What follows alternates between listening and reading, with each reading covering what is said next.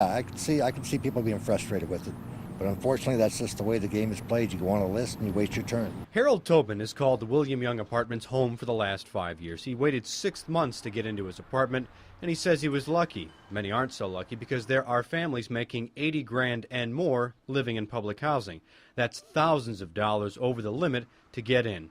Why are they still there? Because there are no income rules to force them out. We have a waiting list that's as long as my arms, and people have been on the waiting list for about 5 years. John Affoon is Moline's Housing Authority Director. He says Moline's list has over 500 people on it.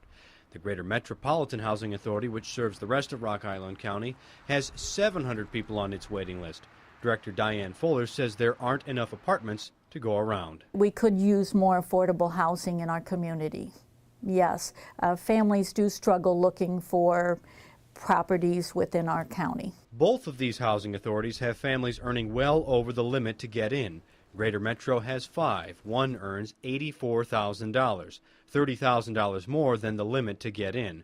Moline has 37 families above the limit.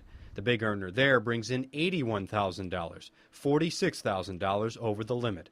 Neither housing authority evicts people for making too much money. It's a double-edged situation, really. The government is looking at it from the point of not breaking up communities, because as you know, we're family-oriented housing, so they're trying to keep that. But on the other hand, too, they're preventing people from coming in. U.S. Housing and Urban Development says that's completely legal. It's up to the local housing authorities. If they like their apartment and they're paying their rent and it's in the right school district for them, that's the best choice for them. Fuller says everyone has to meet the income limits to qualify. In the Quad Cities, that's $50,000 for a family of 4.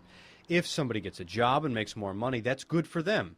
Their rent goes up too, and that's better for the housing authority. It's affordable housing. It's not free housing. It's affordable housing, and many individuals do choose to stay. Affoon says his staff connects people with home ownership programs if their incomes improve. He says 6 families have moved on during his 4 years in charge. He'd like more, but moving out carries a risk. If someone's income falls, their rent or mortgage payment doesn't change, unlike in public housing. That's why Tobin plans to call his public housing apartment home for years to come. So if my income changed, my wife would already be in public housing. If I would pass away or something, she would need help, and this way she could afford this place. Many more want that safety net too, but are stuck waiting until an apartment opens up. In Rock Island County, Mark Stevens, KWQC, TV6 News.